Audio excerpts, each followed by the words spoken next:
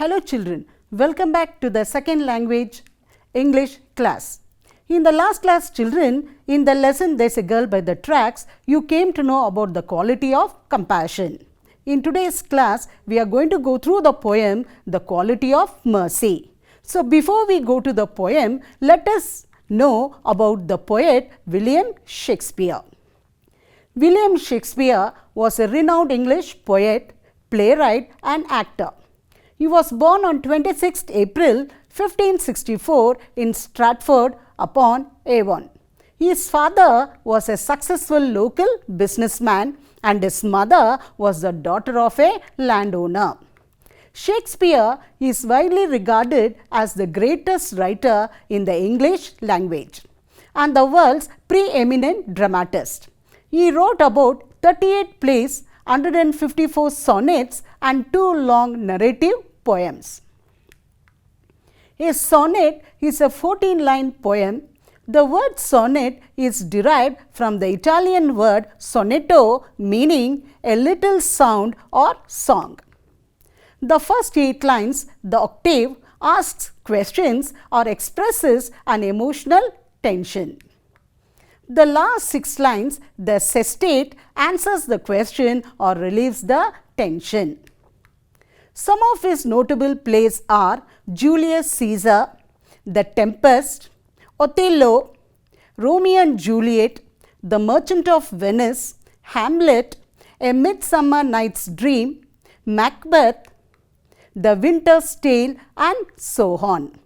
Children, up till now, you came to know about William Shakespeare. You have got an activity to do here, children. What I want you to do is gather some more information on William Shakespeare and prepare a profile on him and post it in your WhatsApp group. Children, in this poem, importance is given to the quality of mercy. It is called a divine quality because it's a quality found in God. And the human beings, when they have got this quality in them, they become very close to God. In this world, children, everything is being created by God. And in all the things, we can see this quality of mercy. For example, the sun gives us heat and light. The trees give us clean air. The river gives us water. The cow gives us milk. Mother Earth, she gives us food. Like this, in each and everything, we find the quality of mercy. It is few human beings in whom we don't find this quality at all. In this poem, Quality of Mercy, significance of this quality is explained. This poem is an extract from the play The Merchant of Venice, written by William Shakespeare. Now, let's go through the background of this play and see in which situation this poem was written. Shall we go, children? Yes, the play Merchant of Venice. Antonio was a merchant who lived in Venice, a prosperous city in Italy. He was a very kind man. He had many friends, but his best friend was Bassanio. Bassanio was a young and handsome nobleman, but unfortunately, he had no money. He wanted to marry Portia. Portia was a beautiful and an intelligent girl. He needed money to marry her. When Antonio came to know this, he wanted to help. He told Bassanio to borrow money in his name. They went to Shylock, a Jewish moneylender, and asked him for the money. Shylock had a lot of money, but he was not at all generous. He hated Antonio because Antonio lent money without charging any interest for it. So, Shylock decided to take advantage of this situation. He gave them the money on a strange condition that the money should be returned within a stipulated period of 3 months, and if not, a pound of flesh will be taken from Antonio's body. Antonio agreed to this and borrowed the money for Bassanio. Bassanio took the money and went to a place called Belmont and married Portia. In the meanwhile, Shylock heard that Antonio had lost his ships. He was very happy that Antonio would not be able to pay the money. Shylock took Antonio to court and demanded that he fulfill the strange and cruel condition. The Duke liked Antonio and was sorry for him. But what could he do? Antonio had given a written and signed bond to Shylock, and according to the law, Shylock was right. When Bassanio and Portia heard of all this, they rushed back to Venice. Portia told Bassanio to pay Shylock twice the amount to save Antonio. But Shylock was adamant because the stipulated time of 3 months was over. He demanded only a pound of Antonio's flesh. Everyone in the court, including the Duke, felt that Shylock's demand was inhuman.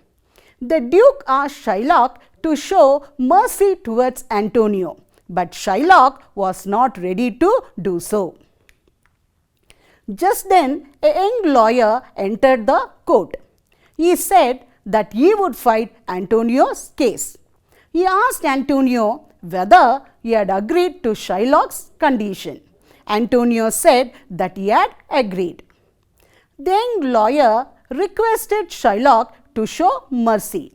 The lawyer pleaded that mercy is a quality of God Himself. When a person shows mercy to someone else, they are both blessed. Mercy was more valuable than a king's crown, but all this had no effect on Shylock. The young lawyer then said that the law allowed Shylock to take a pound of flesh, and he could do that, but warned that while cutting the flesh, Shylock should not shed even 1 drop of Antonio's blood. Also, he should cut exactly 1 pound of flesh, nothing less, nothing more. That would not be allowed by the law. Shylock realized that he was defeated, and as punishment, he had to give away half of his wealth to the Duke and other half to Antonio. The lawyer was none other than Portia. Antonio's life was saved. Later, they learned that Antonio's ships were safe and he had not lost his money. Thus, the story ended happily. Did you like the play, children? Yes. Now, what do you learn from this play? Yes, we learned that we should not take revenge on others, and if we try to harm others, in the end, we are going to be the loser and we are going to lose everything. Is it clear, children? Now, let us move on to the poem, The Quality of Mercy, written by William Shakespeare. The quality of mercy is not strained. It dropped as the gentle rain from heaven upon the place beneath. So, here the poet is saying the quality of mercy is not strained. That means the quality of mercy is not forced. It should be present naturally in each one of us. It should not come out of force.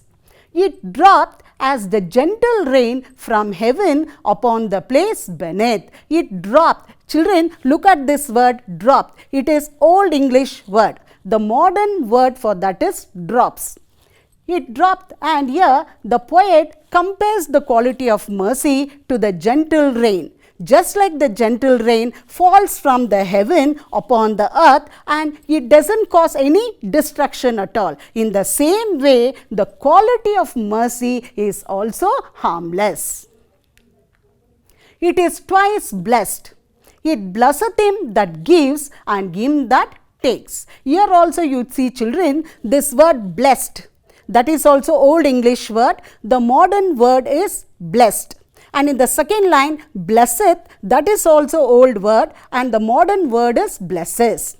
Here the poet says it is twice blessed. The quality of mercy is blessed twice. It blesseth him that gives and him that takes. So the giver and the taker, both of them are blessed over here.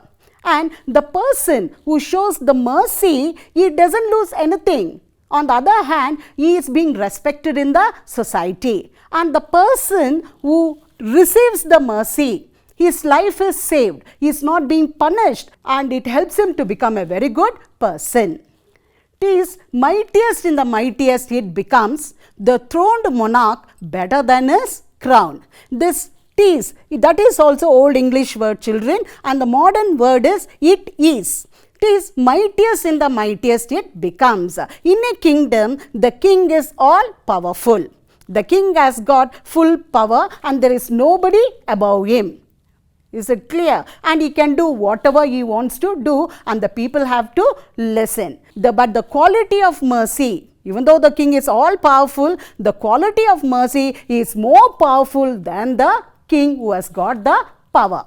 The throned monarch better than his crown. The king who is sitting on the throne, he is greater than the crown what he is wearing.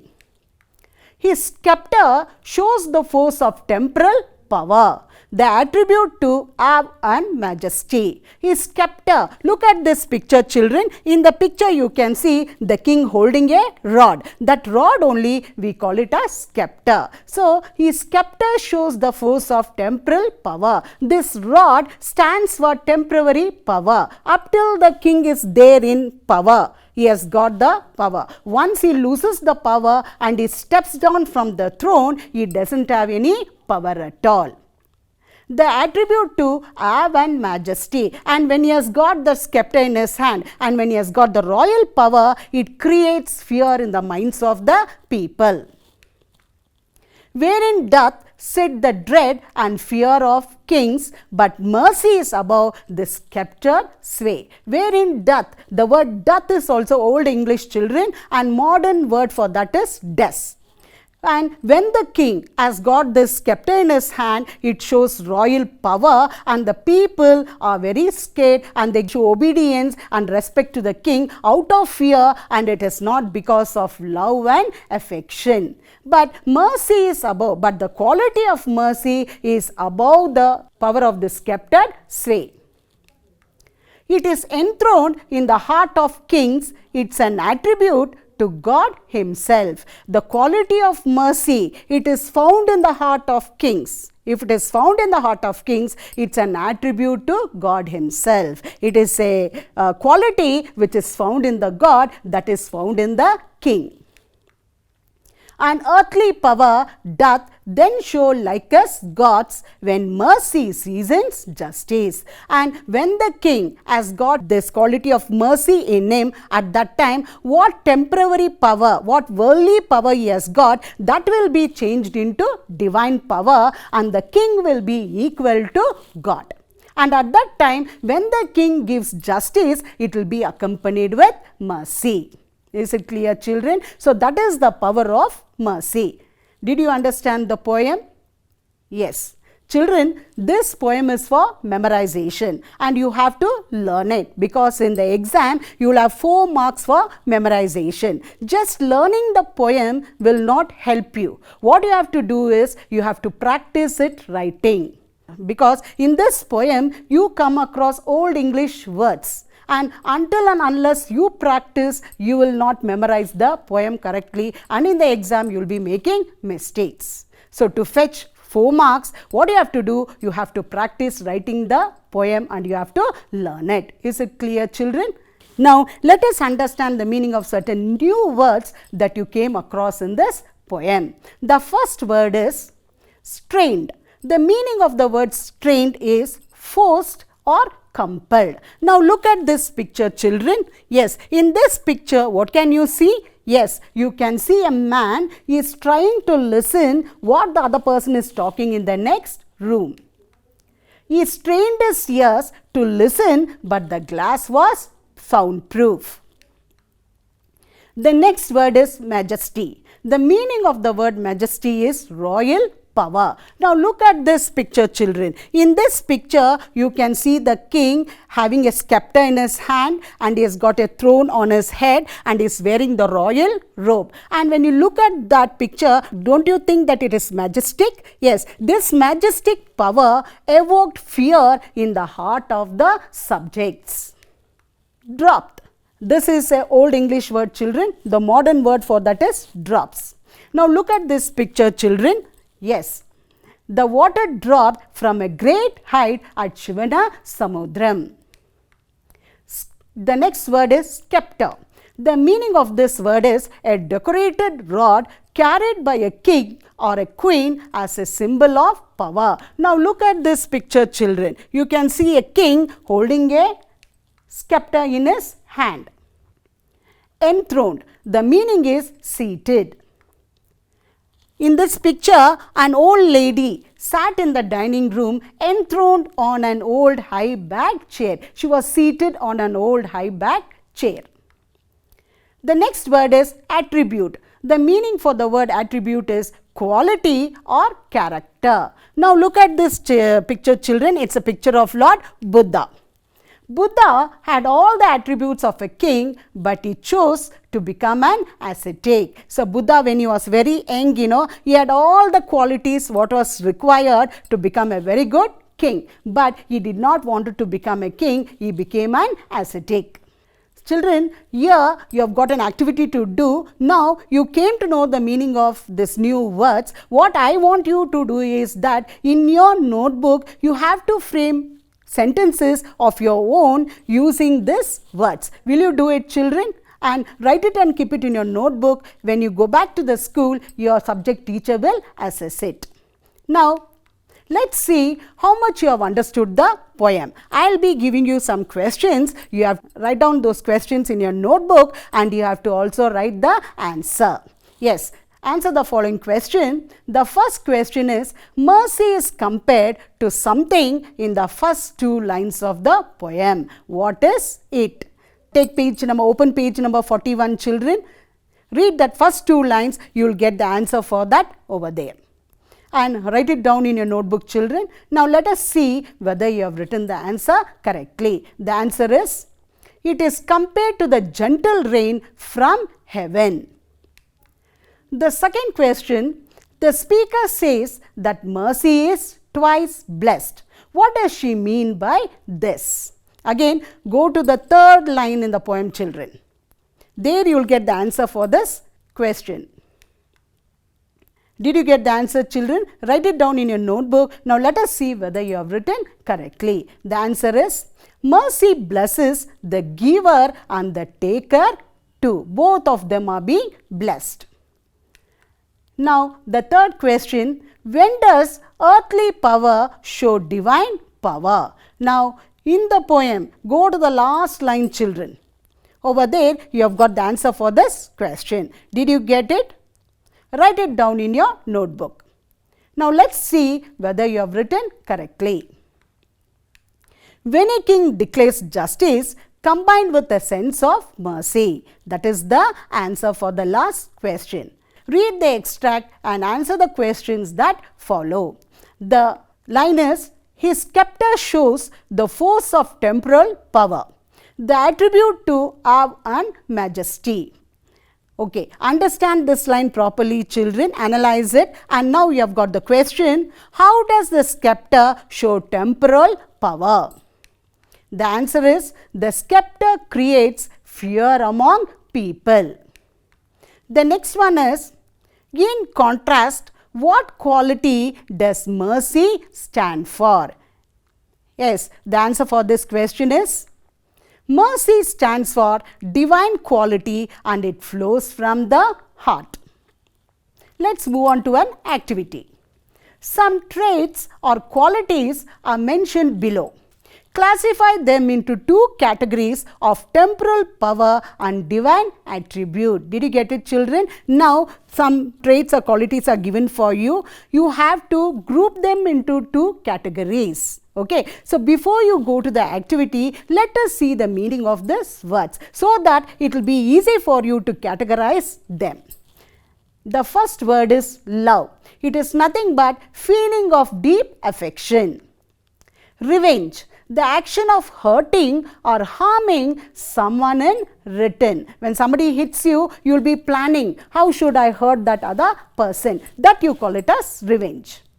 Sympathy, feelings of pity and sorrow. Tyranny, cruel and oppressive government. Cruelty, behavior which causes physical or mental harm to another. Mercy, forgiveness shown to a person who could be easily punished or harmed. Miserliness, too much desire to save money. Some people, you have seen children, they won't spend any money at all. They'll have lots of money, they will not give it to others, and they will try to make more money. Those people, we call them as miserly. Hatred, intense dislike. Tit for tat, injury or insult in return. What does this tit for tat means? Sometimes when somebody comes and slaps you on the cheek, immediately what will you do? You want to hit that person on his cheek. So that we call it as tit for tat. What that person does for you, you want to do the same thing to the other person. Attitude, thinking or feeling about something. Compassion, concern for others. Is it clear, children? You must have learned the meaning of these words. Look at this picture, children. You can see two baskets. The first basket is named temporal and the second basket has got divine attributes. Now, what you are supposed to do means, just now you came to know the meaning of the words. So, you have to drop these words in their respective baskets. Did you get it, children? Categorize them into the two headings and drop them in the basket. Start doing it, children. Yes? Have you finished doing it? Yes. Now, let us see whether you have done the activity correctly. Love, it is divine attribute. Revenge, temporal. Sympathy, divine attribute. Tyranny, temporal. Cruelty, temporal. Mercy, divine attribute. Miserliness, temporal. Hatred, temporal. Tit for tat, temporal. Attitude, temporal. Compassion, divine attribute. Very good, children. Congratulations. You have done well. So, it shows that you have understood the meaning of temporal and what are the qualities that you call it as divine attribute. Very good. Keep it up, children. Let us move on to the next. Now, look at this picture, children. In the first picture, you can see a brother and a sister. And in the second picture, you can see a cute lamb. Now, read this line, children. His sister is as gentle as a lamb. Here, there is a comparison shown between the girl and the lamb. And the comparison between the gentleness of his sister and the lamb. You all know the lamb is a very gentle animal and it does not harm anybody. In the same way, he says that his sister is also very gentle. Now, let's go on to the next one.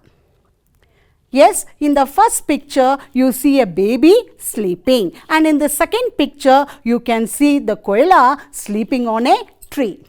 Now, read this line, children. The baby sleeps like a koala. So, two different things are taken over here and they are compared. Now, what does the comparison over here means? The comparison is between the sleeping posture of a baby and a koala. So, how the koala is sleeping on the tree, in the same manner, the baby is also sleeping. Is it clear? Now, let's go on to the next one. Yes, in this picture, you see two boys fighting and in the second picture, you can see a cat and a dog fighting. Now, read this sentence, children. The boys fought like cats and dogs. So, here also two different things are taken and a comparison is being shown. The comparison is between the way the boys and the way the cat and dogs fight. Now, in this next pictures, you can see in the first picture, a woman is shown as she is very busy. And in the second picture, you can see a bee. And you all know the bee doesn't sit quietly for some time. Every time it is seen very busy flying from one flower to another flower collecting the honey. So, now read this sentence, children. She was as busy as a bee. Here also two different things are taken and a comparison is being done. And the comparison is between a lady and a bee who are always busy. And when you take two different things and when you bring about a comparison between these two things using words like or as, then you call it as figure of speech simile. Did you get it, children? So now take down this definition of simile. A simile compares two unlike things using the words like or as. That means two different things will be taken and a comparison will be made between these two different things using words like or as, and one aspect will be common in both these things. And when you do this type of comparison, we call it as simile. Is it clear, children? Now, based on what simile you have understood, there is an activity for you. Choose the correct word from the options given and complete the simile. Yes, the first one is, the sun made the sidewalk as hot as a dash. The heat of the sun made the footpath very hot. And how hot it was, you have to write the simile for that. 4 options are given below: refrigerator, ice cube, campfire, frying pan. Yes, the sun made the sidewalk as hot as a, which is the correct option, children? I can hear some of you saying, yes, it was as hot as a campfire. Did you get it? Have you written it correctly? Good. This next one, the girl can swim like a dash. Okay, here also you have got 4 options, children: dolphin, rock, fish, drum. Okay, so select the correct option, children. The girl can swim like a, yes, like a fish. You people are correct. Very good. Yes, the third one, her face was as red as a dash. Here also you have got 4 options, children: strawberry, banana, tomato, pear. Yes, I can hear some of you giving me the answer. Her face was as red as a tomato. Did you get it, children? Yes, very good. Now, let's move on to the home assignment. You have got 2 assignment, children. Write it down in your notebook and find out the answers for it and write it neatly. The first assignment is, write the summary of the poem Quality of Mercy in your own words. Take it down, children. Have you finished? Yes. The second one is, the speaker compares the power of the king with the power of mercy, saying that mercy is the mightiest of the mightiest. How does she justify this? Have you taken down, children? These are the 2 assignment and you have to write the answers for this and keep it with you. Your subject teacher will check it when you go back to the school. Now, I come to the end of my session. So, before I sign off, children, don't forget to scan the QR code. See, on page 41, in the middle of the page, you have got the QR code. When you scan the QR code, it will take you to Diksha app. And once you go to the Diksha app, you will get lots of information related to this poem. It can be in the form of question answers or it can be in the form of language exercises. Now, I come to the end of my session. I hope this session was very interesting and very useful to you. Thank you. Bye, children.